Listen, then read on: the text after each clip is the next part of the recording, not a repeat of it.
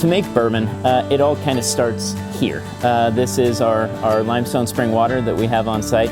This was charted in 1804 by Lewis and Clark. The Holladay brothers, they came up from Kentucky. They knew that limestone spring water was, crucial for that bourbon making process. And so that's why ultimately we are here. So you create this mash, you cook it, you really extract the sugars from the grain, and then from there you ferment it. It's a typical beer process kind of at that point.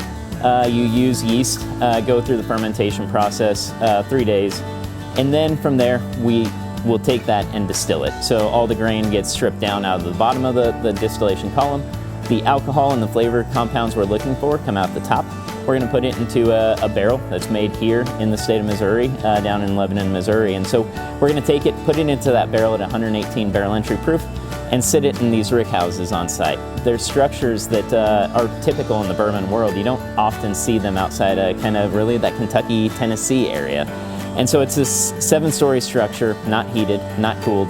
The barrels go to rest there, and they sit there for 6 years. And that's really where they develop all that, the flavor that is typical for bourbon. Obviously, we put a heavy focus on the state of Missouri. This is home, and we make sure that there's always releases here that others don't have. But we do travel throughout the country, and you get this recognition, and it's national, and then we have product in international locations as well. And so trying to really get the name of a Missouri bourbon out there.